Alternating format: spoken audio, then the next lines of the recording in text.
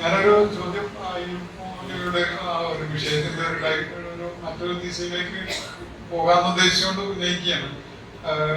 തീർച്ചയായിട്ടും ഈ സായാഹ്നത്തെ വളരെ ധന്യമാക്കിയ ഒരു പരാമർശമാണ് അദ്ദേഹം ഇസ്ലാമിലേക്കുള്ള തിരിച്ചുവരവിന് കാരണമായിട്ട് ഉമ്മാനെ പരാമർശിച്ചുകൊണ്ട് പറഞ്ഞിട്ടുള്ള സംഗതി. നമ്മളെ സംബന്ധിച്ചിടത്തോളം ഒരുപക്ഷെ അദ്ദേഹത്തിന്റെ പ്രഭാഷണത്തെക്കാളും ഇവിടെ നടന്ന അക്കാഡമിക് ഡിസ്കോഴ്സിനേക്കാളും ഒക്കെ അമൂല്യമായതും അദ്ദേഹത്തെ സ്പർശിച്ചതും വ്യക്തിപരമായിട്ട് എന്നെ സംബന്ധിച്ചിടത്തോളം ആ ഒരു സംഗതിയാണ്. അത് വലിയൊരു ഇൻപുട്ടാണ് നമ്മളെ എല്ലാവരെയും സംബന്ധിച്ചിടത്തോളം. തീർച്ചയായിട്ടും അതിനെ വളരെയേറെ വിലമതിച്ചുകൊണ്ട് തന്നെ ഞാൻ അദ്ദേഹത്തോട് ചോദിക്കാൻ ആഗ്രഹിക്കുന്ന ഒരു സംഗതി, ഈ ബുദ്ധിപരമായ തലത്തില് ഖുർആന്റെ അക്കാഡമിക് ആസ്പെക്ട് അല്ലെങ്കിൽ അതിന്റെ ദൈക്ഷണിക തലത്തില് അദ്ദേഹത്തിന് ഒരു റീതിങ്കിങ്ങിന് പ്രേരിപ്പിച്ച ഫാക്ടർ എന്താണ്? ഉമ്മ ഡെഫിനറ്റായിട്ടുണ്ട്, അത് തീർച്ചയായിട്ടും കാണാം. പക്ഷെ ബുദ്ധിപരമായ തലത്തിൽ ഒരു മാറ്റം സൃഷ്ടിക്കാൻ എന്തെങ്കിലും ഒരു കാരണം ഉണ്ടായിട്ടില്ലാതെ വർക്ക് ചെയ്യുമല്ലോ. അപ്പം ആ ഒരു സംഗതി അറിയാൻ താല്പര്യം.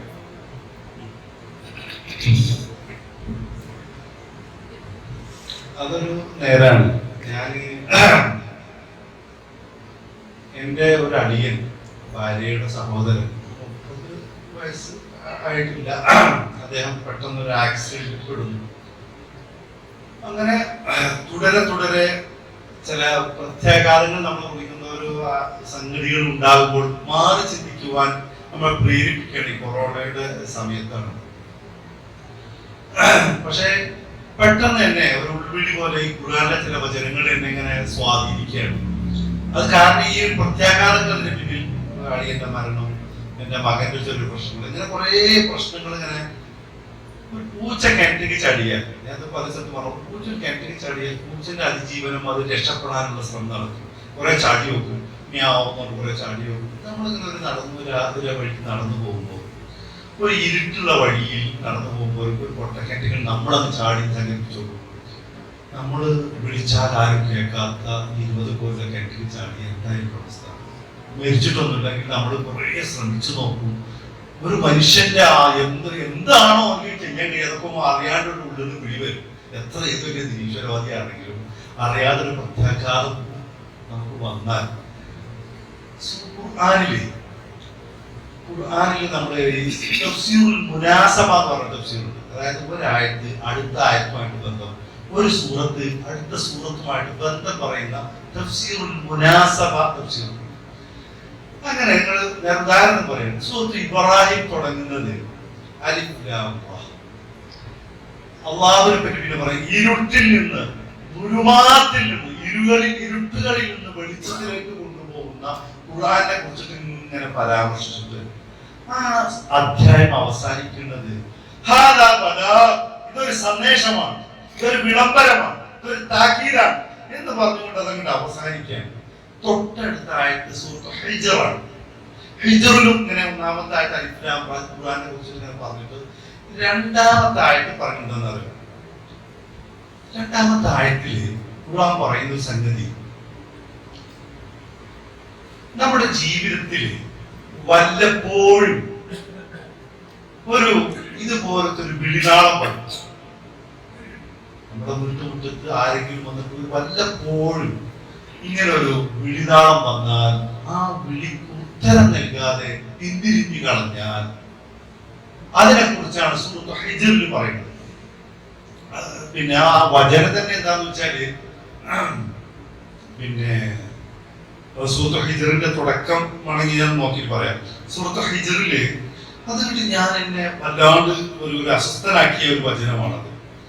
അങ്ങനെ ഖുർആനിൽ ധാരാളം പിന്നീട് ഞാൻ ചെയ്തത് എന്താന്ന് വെച്ചാല് ഞാൻ പറയാം. അത് പിന്നീട് ഞാൻ ചെയ്ത വേഗം എനിക്ക് ഒരു തോന്നിയതായിരിക്കാം. പക്ഷെ എന്റെ മനസ്സിൽ പിന്നെയും ഈ ചിന്തകൾ വരും. എന്താന്ന് വെച്ചാല് ഞാൻ ഇങ്ങനെ പരസ്യമായിട്ട് യുക്തിവാദമൊക്കെ പറഞ്ഞിട്ട് ഇങ്ങനെ വെറുതെ മുസ്ലിം ആയാൽ ആളുകൾ പറയുമ്പോൾ അത് കിട്ടാനാണ്, ഇത് കിട്ടാനാണ്, താല്പര്യാധിഷ്ഠിതമാണ് പലതും പറയും.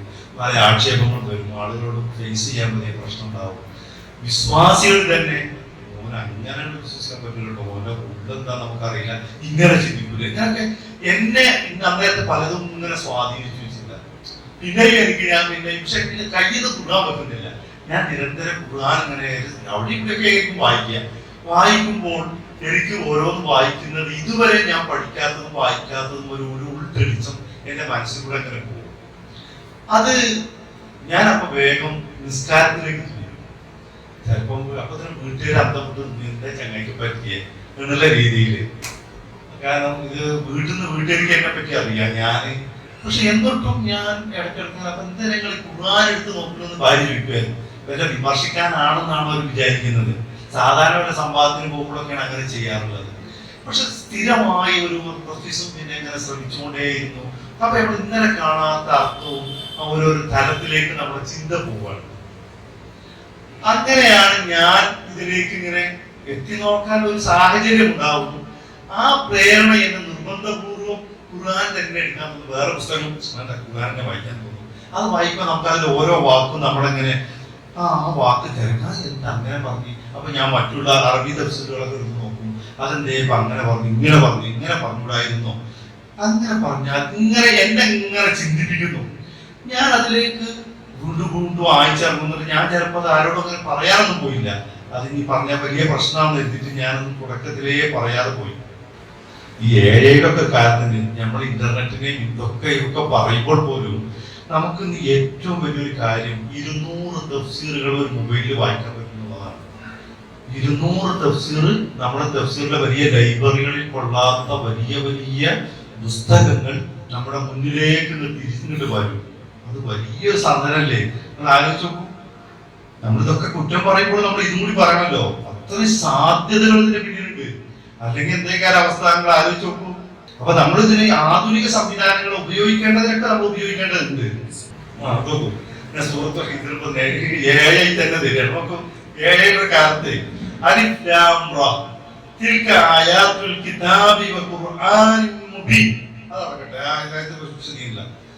പിന്നെ പറഞ്ഞത് എന്നുള്ള എന്നെ കുറിച്ചാണ് ഈ അല്ലാഹു പറഞ്ഞത്. എനിക്ക് തോന്നുകയാണ്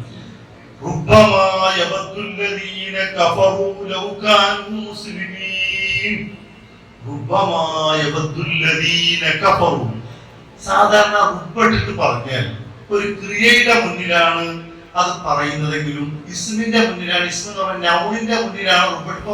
റുബ്ബറജുലിൻ എത്ര മനുഷ്യരാണ് എന്നാണ് ഇല്ല. അത് ക്രിയയുടെ മുന്നിൽ റുബ്ബിട്ട് വന്നാൽ ഇല്ലത്തിനാണ് അത് ഉപയോഗിക്കുക. വളരെ വളരെ വളരെ കുറവ് എന്ന് പറയാനാണ്. വല്ലപ്പോഴും അവിശ്വാസികൾ നിരീശ്വരന്മാരാവട്ടെ ആരാവട്ടെ അവൻ പറയും, അവൻ ചിന്തിച്ചു പോകും, ലൗകാനു മുസ്ലിമീൻ, ഞാനൊന്ന് മുസ്ലിം ആയിരുന്നെങ്കിൽ എത്ര നന്നായേനെ. ഒരു വളരെ പൂച്ച കെട്ടിക്ക് ചാടിയമാര് നമ്മളൊരു പ്രതിസന്ധിയിൽ അകപ്പെട്ട അറിയാണ്ട് പടച്ചോനെ എന്ന് വിളിക്കുന്ന ഒരു ഉള്ളുന്നിട്ട് വരികയാണ്. അത് ആരുടെയും സമ്മർദ്ദമൊന്നല്ല. ഇപ്പൊ നമുക്ക് ആകെ ഒരു മോന് MBBS പഠിക്കും, പെട്ടെന്ന് ഒരു ആക്സിഡന്റ് സംഭവിക്കുന്നു, മരണം, നമ്മുടെ മോന്റെ മരണം.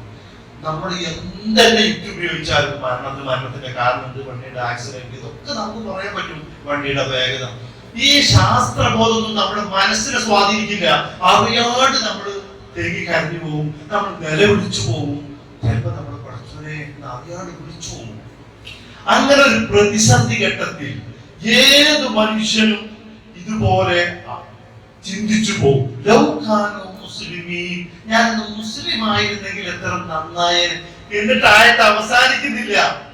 ഒരു വട്ടം വാതിൽ തട്ടും, ഒരു വട്ടം നിങ്ങളുടെ മനസ്സിൽ ഒരു വിളിയാളം വരും. നിങ്ങൾ മുടിയെടുത്തിട്ടില്ലെങ്കിൽ, തീരുമാനമെടുത്തില്ലെങ്കിൽ വിട്ടേക്കവരെ, അവരെങ്ങനെയെങ്കിലും പോയി ജീവിച്ചോട്ടെ.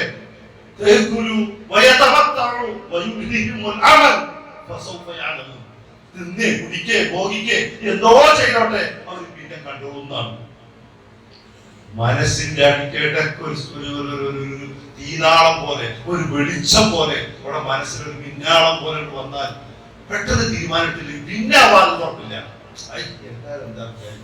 എന്താ ചിന്തിക്കാം എന്നൊക്കെ ചിന്തിച്ച് നമ്മൾ അങ്ങോട്ട് അതിലേക്കങ്ങ് പോയാൽ ആ കവാടം ആ ഹൃദയം അങ്ങ് സീൽവെച്ച മാതിരി തന്നെ ആയിപ്പോയി. അത് വല്ലാത്തൊരു ഇങ്ങനെ ഖുർആൻ ഞാനിങ്ങനെ കുറെ സ്ഥലത്ത് ഇങ്ങനെ പറയാൻ കഴിയും. ഇങ്ങനെ വായിക്കും തോറും ഇതുവരെ കാണാത്തത്, പക്ഷെ നമ്മൾ അറബി ഭാഷ പഠിച്ചത് കൊണ്ടായിരിക്കണം ഇതിനുള്ളിലേക്കൊക്കെ. എന്നാൽ പോലും ഇതിനു മുമ്പ് ഞാൻ ഖുർആൻ വായിച്ചിട്ടുണ്ട്. ആ വായനൊക്കെ വിമർശിക്കാൻ വേണ്ടിയാണ്. എനിക്ക് ഖുർആൻ ഇങ്ങനത്തെ ഇത് കിട്ടിയിട്ടില്ല. പിന്നെ നമ്മൾ വായിക്കുമ്പോ എന്തിനേറെ നമ്മളോട് ഒരാള് അയ്യൂബ് എന്താ വർത്താനം എന്ന് ചോദിക്കുമ്പോ അൽഹംദുലില്ലാ ഞാൻ വളരെ കഷ്ടത്തിലായിരിക്കും, വളരെ പ്രയാസം അനുഭവിക്കുമ്പോഴും ഞാൻ പറയണം അൽഹംദുലില്ലാ.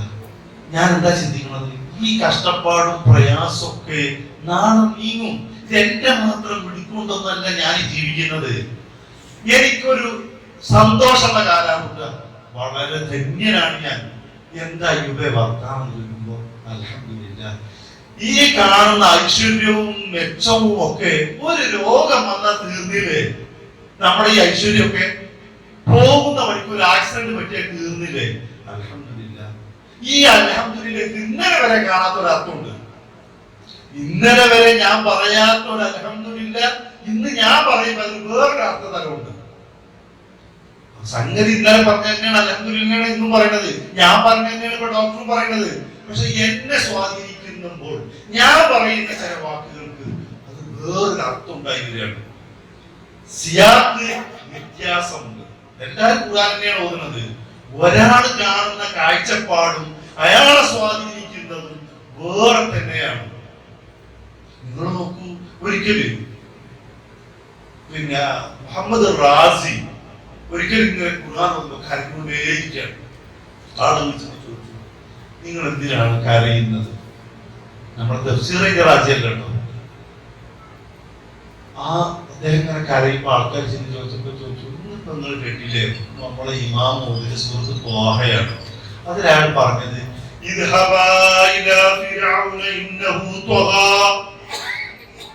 മൂസയോടും ഹാറൂനോടും ഫറോവന്റെ അടുത്തേക്ക് ചെല്ലാൻ പറഞ്ഞു. രണ്ടാളും അവരോട് പറയേണ്ടത് ലയ്യിനായ കൗല് പറയണം. അവസാനം അവരായേക്കാം എന്ത് ഇതായിട്ട് സിദ്ധിച്ചവരായേക്കാം. ഇത് കേൾക്കുമ്പോൾ അയാൾ കരഞ്ഞു പോവാണ്. എന്താ കാരണം? അദ്ദേഹം ചോദിക്കുന്നത്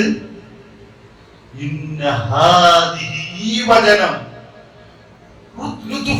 പടച്ചോനെ നിന്റെ ഈ കാരുണ്യം, ഞാനാണ് പടച്ചവൻ, ഞാൻ അറിയാതെ ഈ മിസ്രിൽ ഒരു നദി പോലും ഒഴുകുന്നില്ല എന്ന് പ്രഖ്യാപിച്ച ധിക്കാരിയായ ഫറോവന്റെ അടുത്തേക്ക് അയാൾ എന്താകൂല നന്നാക്കറിയാം, അയാളുടെ അടുത്തേക്ക് പോകാൻ പറഞ്ഞു.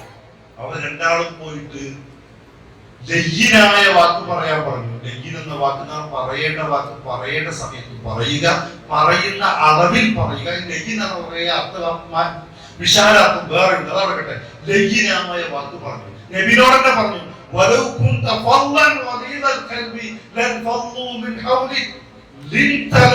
തങ്ങൾ ലീനായി സംസാരിച്ചതുകൊണ്ടാണ് ആളുകൾ ഇസ്ലാമിലേക്ക് വന്നു പറഞ്ഞത്. ലയ്യിനായി സംസാരിക്കണം പറഞ്ഞു. എന്നിട്ട് പറഞ്ഞു, പിന്നെ പറഞ്ഞതാണ് അയാൾക്ക് ഹിദായത്ത് ലഭിച്ചേക്കാം, അയാളുടെ റൂഷത്ത് ലഭിച്ചേക്കാം എന്ന് കേട്ടപ്പോ ഈ ധിക്കാരിനോട് പോലും അല്ലാഹു ഇത്ര ലുത്ഫ്, ഇത്ര മൃദുലമായി പെരുമാറാൻ അല്ലാഹു കാരുണ്യം കാണിക്കുന്നുവെങ്കിൽ ആ ഫറോവന്റെ അത്രയൊന്നും പറയാത്ത കുഞ്ഞുങ്ങളായ നമ്മളോട് അല്ലാഹു എത്രത്തോളം കാരുണ്യം കാണിക്കും എന്ന് ചിന്തിക്കുകയാണ്. അങ്ങനെ ഓരോരുത്തരും ഖുർആൻ ഓതുമ്പോ നമ്മുടെ ചരിത്രബോധമുള്ളവർക്ക് വേറൊരു കാഴ്ചപ്പാട് വരും. ഇങ്ങനെ ഓരോരുത്തർക്കും ഓരോരോ വെളിച്ചെടുക്കുന്നതിന് വരും. അത് ഖുർആനുമായിട്ടുള്ള ഈ ബന്ധം നമ്മൾ ഇങ്ങനെ നിലനിർത്തി പോയാൽ, ഖുർആൻ ഇങ്ങനെ പഠിക്കുക, അത് പകർത്തുക, പിന്നെ പഠിക്കുക, പകർത്തുകയും ചെയ്താൽ നമ്മൾ അറിയാത്ത വഴിയിൽ നമുക്ക് അതിന് വേറെ വരും, വേറെ അതിന് ചിന്ത വരും. നമ്മൾ നമ്മളോട് തന്നെ സംസാരിക്കും. അതുകൊണ്ടാണല്ലോ തദബ്ബുർ ചെയ്യാൻ വേണ്ടി പറയുന്നത്. വലിയൊരു കാര്യമാണ്. അതുകൊണ്ട് നമ്മൾ എന്നെ സ്വാധീനിച്ചത് ഈ ബാഹ്യമായ വശമാണെങ്കിൽ പോലും ഇടയ്ക്കിടയ്ക്ക് ഖുർആൻ ഇങ്ങനെ നോക്കാൻ. ഇന്ന് ഞാൻ എപ്പോഴും ഒരു ദിവസമെങ്കിലും ഒരു പേജെങ്കിലും ഖുർആൻ നോക്കും, മിനിമം. അതിന് ശേഷം അത് നമ്മൾ വെറുതെ ഇങ്ങനെ നോക്കുമ്പോൾ നമ്മൾ ഇന്നലെ വരെ കാണാത്ത അർത്ഥം വരും. എന്നാൽ തന്നെ ചില ആൾക്കാർ വാട്സപ്പിൽ എന്നോട് വന്നിട്ട് ചോദിക്കും, നമുക്ക് ഖുർആനിനെ അറബിയിൽ പഠിക്കാനും അറബിയിലൂടെ ഖുർആൻ പഠിക്കാനും ആയിരിക്കും ഒരു അവസരം ഉണ്ടാകേണ്ടിയിരുന്നു. നമ്മളൊന്ന് സഹായിക്കും, സഹായിക്കും, വാട്സപ്പിലൂടെ സഹായിക്കാം, ഞാൻ ചെയ്യാന്ന് പറയും. അത് നമ്മൾ വായിക്കുമ്പോൾ നമ്മൾ ഈ തഫ്സീറാണ് വായിക്കുക. തഫ്സീർ ഇങ്ങനെ വായിച്ചുകൊണ്ട് ഇങ്ങനെ പോകുമ്പോൾ ഞാൻ തഫ്സീർ ഇങ്ങനെ പറയലേ ഉള്ളൂ. പക്ഷെ അവര് പറയും ഒരു വേറൊരു തരം ഈമാനികപരമായ ഒരു ചൈതന്യം അതിനുള്ളിലൂടെ ആയി നടന്നു അവര് പറയാണ്. ഞാൻ വിചാരിക്കും, പഠിച്ചോനെ എനിക്ക് ഇസ്തിഖാമത്ത് നീ തരണേ. ഈമാൻ എന്ന് പറഞ്ഞത് എപ്പോഴും തെറിച്ചു പോകുന്ന ഒരു സാധനമാണ്. ഈമാൻ അള്ളാഹുവിന്റെ നൂറാണ്. അള്ളാഹ് വിചാരിച്ച ആളുകൾക്ക് അള്ളാഹു ഹൃദയത്തിൽ തരുന്ന സാധനമാണ്. നബിന്റെ മൂത്താപ്പാക്ക് ഹിദായത്ത് കിട്ടാൻ വേണ്ടി നബി ആഗ്രഹിച്ചു, കിട്ടിയില്ല. അള്ളാഹ് വിചാരിച്ചാലേ കിട്ടൂ. അയാളെ കുറിച്ചിട്ട് എന്താ പറഞ്ഞത്? ലൗലൽ മലാമത്തു വൽ ഹദാറു വസബ്ബതി ലവജതനി സംഹം ബിദാക മുബീന. എന്ന് അദ്ദേഹത്തെ കുറിച്ചിട്ട് അദ്ദേഹം തന്നെ പറഞ്ഞത് ലാബിയയിലുണ്ട്. അത് ഹിദായത്ത് അല്ലാഹ് തരുന്ന ഒരു സാധനമാണ്. അത് അല്ലാഹുവിന്റെ നൂറാണ്. അതുകൊണ്ടാണ് നമ്മൾ ഇഹ്ദിനസ് സിറാത്തുൽ മുസ്തഖീം, നമ്മൾ ജന്മനാ മുസ്ലിങ്ങളാകുമ്പോൾ ഇഹ്ദിനസ് സിറാത്തുൽ മുസ്തഖീം ഇഷ്ടമുണ്ടെങ്കിൽ കൊണ്ടാക്കി നേരായ വഴിയിൽ എന്ന് ഉറപ്പിച്ചുകൊണ്ടാകുന്ന ഒരു അരസമായി പറയാം. ഞങ്ങൾ മുസ്ലിമായിട്ടാണ് ജനിച്ചത്, എനിക്ക് സൗകര്യം ഉണ്ടെങ്കിൽ കൊണ്ടാകുന്ന അർത്ഥത്തിനാണ്. മറ്റത് കുറെ കാലം തമ്മാടിയായിട്ട് ഇസ്ലാമിനെ വിമർശിച്ചിട്ട് അല്ലെങ്കിൽ മുസ്ലിം അല്ലാത്ത ഒരാളായി ജനിച്ചിട്ട് ആ തൗഫീഖ് കിട്ടിയിട്ട് ആ തൗഫീഖുൽ ഹിദായ കിട്ടിയാലുണ്ടല്ലോ, അപ്പൊ അയാൾ ഇഹ്ദിനസ് സിറാത്തുൽ മുസ്തഖീം എന്ന് പറയുന്നതിന് വേറൊരു അർത്ഥതരം ഉണ്ട് അതിന്റെ അകത്ത്. അത് അയാളുടെ ഉള്ളു നമുക്ക് വരികയാണ്. അത് വേറെ തന്നെയാണ്. അതുകൊണ്ട് ഞാൻ അതിലേക്കൊന്നും പോകുന്നില്ല. നമ്മള് സ്വാധീനിച്ച ഖുർആനിൽ അങ്ങോട്ടും ഇങ്ങോട്ടും സ്വാധീനിച്ച കുറെ അങ്ങനെ പറഞ്ഞു പോകും. അതുകൊണ്ട് നമ്മൾ സമയം വൈകിട്ട് നിർത്തുക.